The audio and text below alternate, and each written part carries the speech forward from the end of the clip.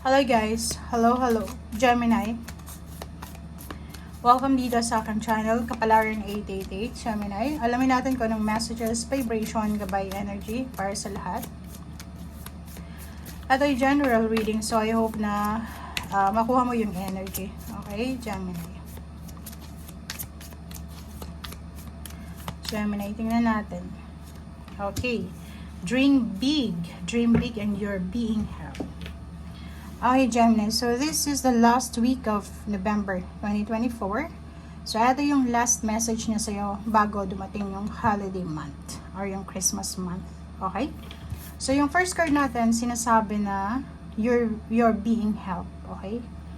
Ang Panginoon, ang langit, meron silang actions or ginagawa behind the scenes na hindi mo nakikita. Siyempre, wala tayong powerful na visual na parang ganun, makikita natin kung ano nangyayari. So, sa ngayon, siguro may mga Gemini na nagtatanong, bakit kaya hindi ko sinswerte? Bakit kaya hindi nangyayari yung gusto ko? Bakit kaya yung mga pinapangarap ko hindi nangyayari? Dito sinasabi, huwag kang mag-alala. Okay? Kasi may ginagawa na parang tulong or may ginagawang solusyon ang langit para sa'yo, para tulungan ka. Okay? Yung guides mo, spiritual helpers, angels, para silang isang team na team in action sila para ibigay yung mga dreams and hopes mo. Okay? Okay. Next natin is dream big. Dito sa dream big na to, sinasabi sa'yo na let go mo daw yung mga negative thoughts, small thoughts tungkol sa sarili mo.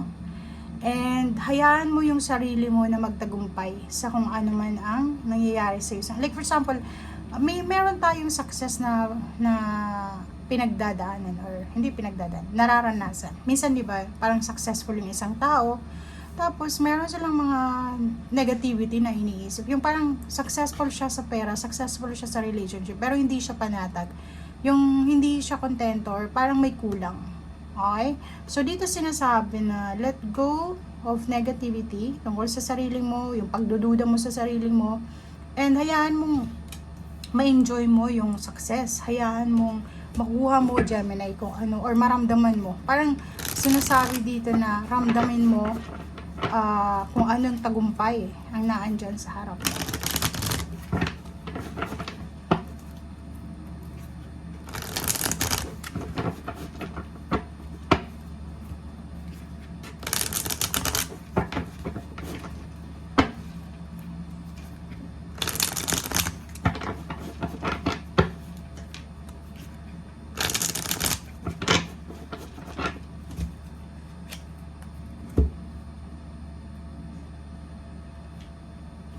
Okay. 'Di ba? Oh, tingnan mo 'to. Yung Three of Swords, eto 'yun eh. 'Di ba na parang marami kang pagdududa, Gemini. Nagdududa ka sa kakayahan mo, nape-pressure ka, nagdududa ka sa posibleng pathway na tinatahak mo. Parang alam mo sa sarili mo na magaling ka. Alam mo na may talento ka. Pero nagdududa ka. Okay? So, nakikita ko sa'yo dito, Gemini, na may isang Gemini na parang pagod na siya sa obligations na pinapasan niya. Bagahe na everyday niyang daladala. Takot, regrets, obligation. Parang heartbroken ang Gemini na to. Kasi feeling niya, mag-isa siyang lumalaban. It's either mag-isa siyang breadwinner sa pamilya, mag-isa siyang lumalaban sa buhay, mag-isa siyang kumikilos, parang ganyan. Tapos ang dami niyang pinapasan na obligasyon. Dito sa barahang to sinasabi na you're being helped. Huwag kang matakot kasi ang Panginoon is naandyan sa'yo. Nasaan ka man, okay? Nasaan ka man, God is with you. And nasaan ka man, you're being helped. Okay? Wow. Oh. Kita ko sa'yo dito ang dami mong plano pero hindi mo magawa kasi nagdadalawang isip ka and hindi mo alam kung tama ba tong direksyon na gagawin ko. Okay? You're protected, you are guided. Mayroon kang archangel na protection. So, sinasabi sa'yo dito, be patient.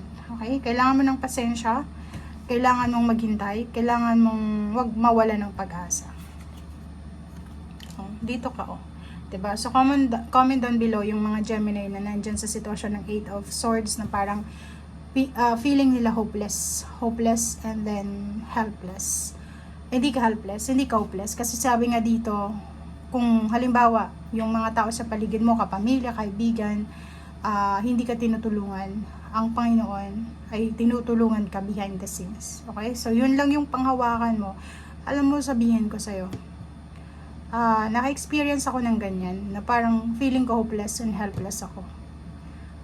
Pero, nakita ko sa mga taong tinulungan ko, walang bumalik sa akin. But, ang ginawa ko, kumapit ako sa Panginoon. Diba? Parang, hindi ako Gemini, pero, etong energy na to na nakikita ko sa'yo, nararamdaman kita. Okay, sinsympath din ako, ramdam ko kung anong nararamdaman mo. Yung parang yung 8 of Swords na nandun ka sa sitwasyon na gustong maibigay yung kailangan ng pamilya mo, pero wala kang magawa. It's either may sakit ka, it's either matanda ka na, may edad ka na hindi mo na kaya magtrabaho, or it's either bata ka pa, nakulang ka pa sa experience, it's either hindi ka nakapag-aral, na hindi mo alam kung saan ka mag-a-apply ng trabaho, or wala kang pera, or wala kang karelasyon. Parang lahat restricted. Okay? But don't worry, kasi nandito yung Libra energy, nandito yung good karma, sinasabi sa'yo na may good karma na parating sa'yo. So, yun lang yung panghawakan mo. Oh, 'di ba? Believe in magic, believe in miracles. Kasi sinasabi sa'yo dito na may isang milagro na pwedeng magdala sa'yo ng balanse. May milagro or pwedeng may rason kung bakit nangyayari ito sa'yo. Contract signing, paperwork, documents, government documents, or kung ano man yan, Gemini, na mangyayari sa'yo, posibleng makaalis ka na sa scarcity. Kung halimbawa yung problema mo is financial or health, sinasabi sa'yo dito na posibleng lump sum of money ay biglang papasok sa buhay mo. Nakikita ko sa'yo dito yung iba, yung parang heartbroken sila na ang dami nilang utang pero sila lang yung tumataguyod sa pamilya. Nakikita ko sa'yo dito na huwag kang masyadong mag-alala kasi ito lang yung panghawakan mo. Kahit anong sabihin na negative, 1, 2, 3 cards na negative. Pag ito lumabas sa tarot mo, nako, para kang special na nakatingin lang sa'yo yung Panginoon, na sinasabi sa'yo dito, okay lang kahit i-betray ako ng lahat ng tao, okay lang kahit na walang tumulong sa akin na tao, pero yung Panginoon ko, napaka-strong niya. Siya yung source ko, nakadirect ako sa Kanya. Okay? Parang ganun. So, ganun lang yung sabihin mo. Okay? 3 of Wands, and then 5 of Cups. So, nakikita ko sir dito, meron ditong Gemini na medyo nangihinayang sila. Kasi pwedeng nangihinayang sila sa oras na hinihintay nila, sa oras na nawala sa kanila, nangihinayang sila sa pagod nila, sa effort, or sa energy na parang nauwi lang sa wala. But, nandito yung Ace of Cups, sinasabi dyan sa'yo na fight lang, lumaban ka, 'di ba? Ilaban mo kasi at the end of the day, pagtatagumpayan mo yan. Yung pain mo dito, posibleng, ang kabalit niyan is happiness, 'di ba? Yung sobrang pagod mo dito, posibleng dumating sa'yo is magic or pwedeng good karma, 'di ba? So, everything happens for a reason. Walang imposible. Okay? Thank you guys. Bye!